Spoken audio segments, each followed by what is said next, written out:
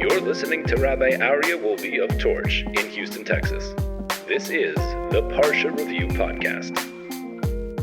Welcome back, everybody. Welcome back to the Parsha Review Podcast. This week's Parsha is Parshas Ki Sisa.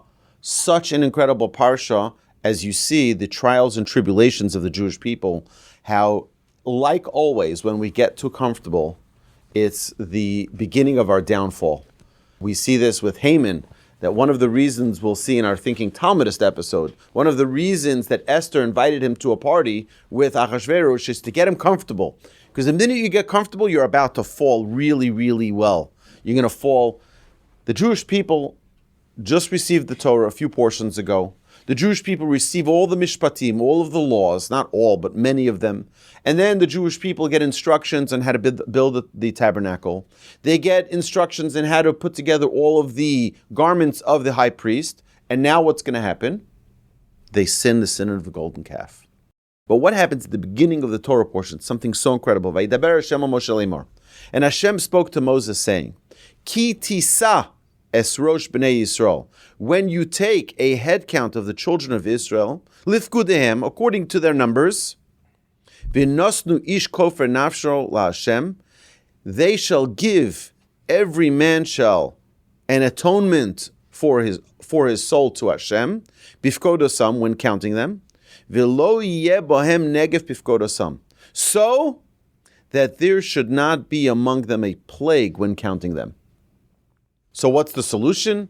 Everyone gives the half shekel. We count the half shekels, and that's the next verse. Ze yitnu kol ha'over al ha'pekudim. This shall they give everyone who passes through the census. Machatzis shekel, a half shekel b'shekel hakodesh, of the shekel of the sanctuary. Esrim gera, 20 geras is the shekel. Machatzis shekel truma Hashem, a half shekel as a raised up portion to Hashem. Okay, so how are you going to count the Jewish people? Count them with the coins. Everyone's going to give a half shekel. And then, what are you going to have? You're going to have a count. You'll be able to count the coins. And like this, you know how many Jews there are. That's the census. But don't count them by number. Don't count the people by number. Because then what's going to happen is going to be a plague. Now, I ask you, what's the difference? What's the difference if I count the people, or if I count the coins? By the way, this is a law that's applicable to each and every one of us today. When you go to a synagogue and they're counting how many people there are for a minyan, they don't count the number. They count in either the verse of Hoshia et Amecha, which is 10 words in the verse, or they count the blessing of Hamotzi lechem min haaretz, which is Baruch atah Hashem Elokeinu melech haolam Hamotzi lechem min haaretz. There's different ways you can count, but you don't count 10 people. You want to know if there's a minyan? You don't count the people. You have a different way to count. Why? Why is this such an important thing for us? Our sages tell us something so magnificently important. It's important for us to be individuals. It's important for every individual to know their specialty. It's important for every individual to be unique. Because we are all unique. Not one person in this room, not one person in this world is identical to any of you. Maybe in looks, perhaps doppelganger, similarities, complexion, but in reality, there's no two people that are the same. Every single person in the world is unique. However, it's important, it's vitally important for us to be part of a community, to be part of a congregation, to not be isolated, to not be only independent where it's just me. We should find a way for us to be part of our community. Don't separate yourself. And we see stories throughout our sages where people were asked, who are you? And they were unique people. They're like, no, I just want to be part of everyone. I don't want to be recognized as a unique, independent individual. I want to be part of a community. Told about the Rosh Hashiva of the Mir Yeshiva. Where does the head of the yeshiva stand throughout the year? He stands at the front. He prays at the front. On Rosh Hashanah and Yom Kippur, he sits with everybody else. He wants to be counted with the congregation. Doesn't want to be isolated. It's such an important thing for us to understand. Our sages tell us that this is also important on Rosh Hashanah and Yom Kippur more than the rest of the year. Why is it important for us not to be isolated and independent? Because then our judgment is isolated and independent. And we don't want that. So, for example, if one person comes and asks you for a favor, well, you'll, based on the merit of that individual, you'll make your decision. But if 10 people come, you're not going now after the individuals. It's a whole group. It's a whole big unit. And it's a different story. You're more likely to acquiesce and to fulfill their wish because they came in a big group. That's exactly why we don't call a synagogue a base Knesset, a base tefillah. We call it a base Knesset. A Knesset is a place of gathering. The Knesset in Israel is a place of gathering. The idea is not that you go pray, I go pray independently, and you go pray independently, you go pray. No, we go and pray together. It's a place of hitkansut, where we all come together to pray. So now our prayers are much more powerful. It's not me asking for a private request. It's us asking. All of our prayers are not as independent people. Our prayers are all in plural. Hashiveinu, slach lanu, rifo'enu, barech oleinu, right? Hashiva shofteinu. Each one of these things we're asking in plural. Because asking alone asks for independent investigation. So let me see. Do you have the right merits? Do you deserve this? Is this coming to you? But when you're part of a community, like, okay, take whatever you want. You got it. You guys got it. It's so essential.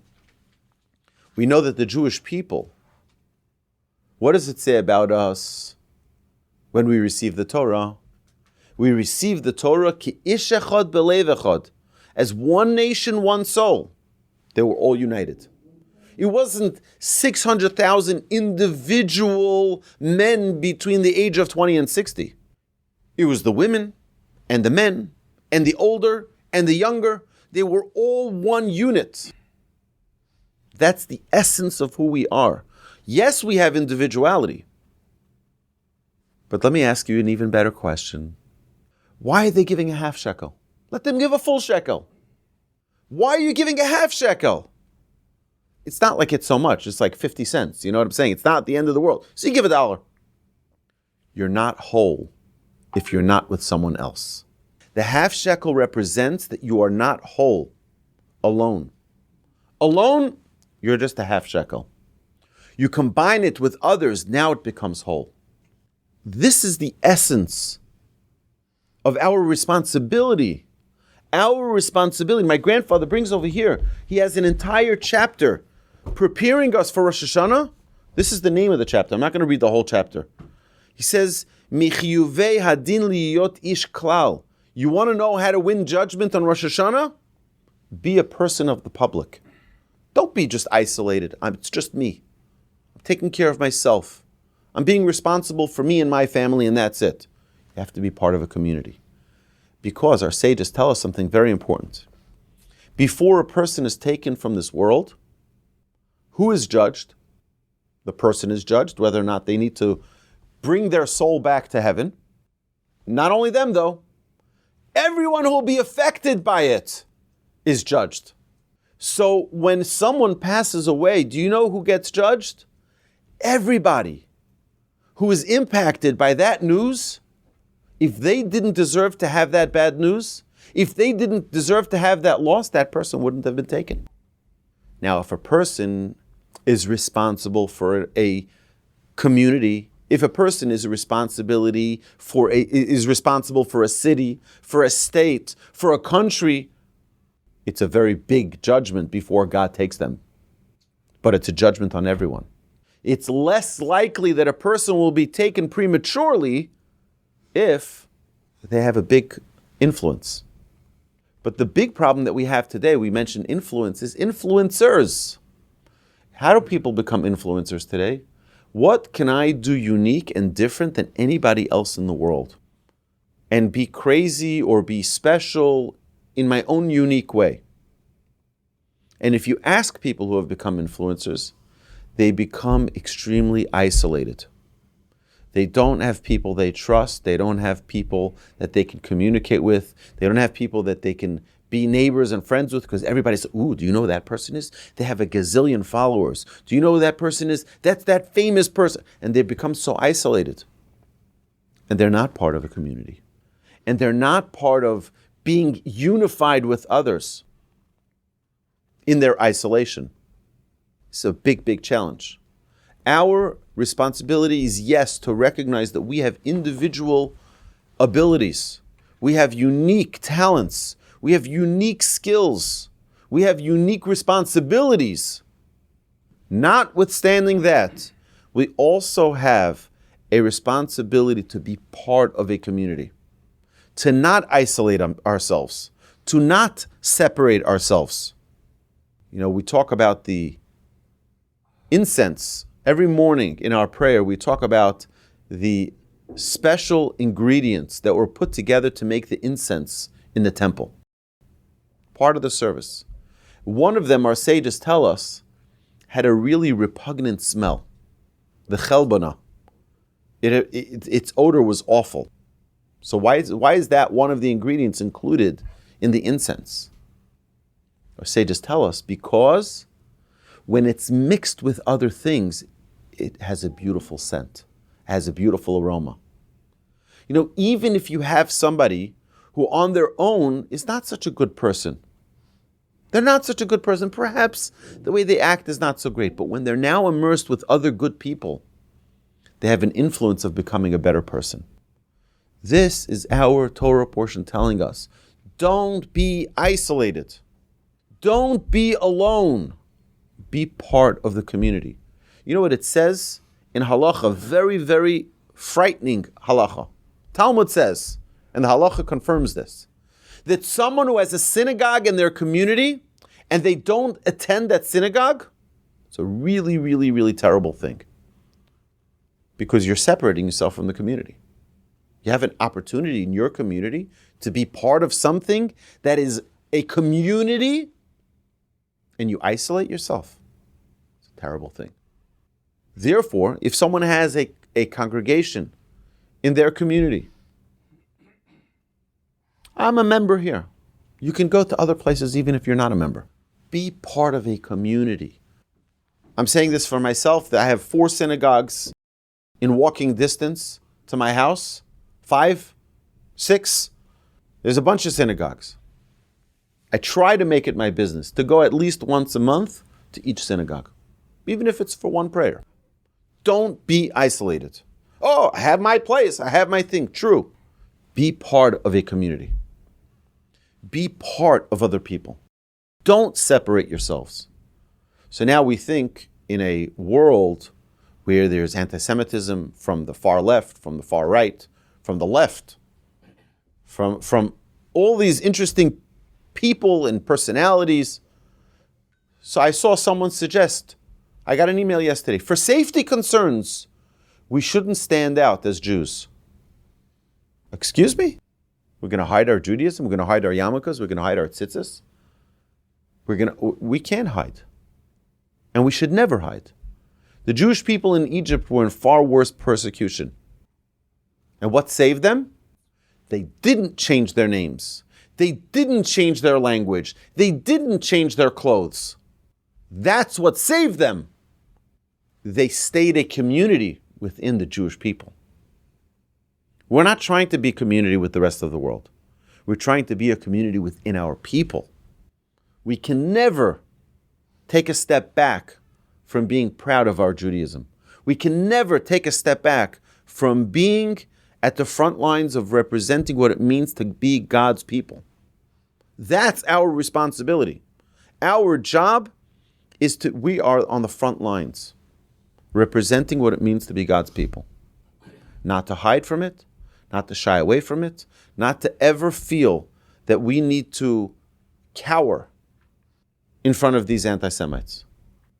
We stand tall, we stand proud, united as a people, and we're able to overcome anything in the world. Because unity is the key to success. You know, the example given by our sages, if you take one straw, you crack it. But try to take 100 straws and cracking them. It doesn't work. But it's just a little straw, it's nothing. When you have 100 together, it's unbreakable. Each one of us independently could be cracked. But as a community, we cannot. Hashem should bless us to have an amazing Shabbos. Thank you, my dear friends. You've been listening to Rabbi Aryeh Wolbe on a podcast produced by Torch, the Torah Outreach Resource Center of Houston. Please help sponsor an episode so we can continue to produce more quality Jewish content for our listeners around the globe. Please visit torchweb.org to donate and partner with us on this incredible endeavor.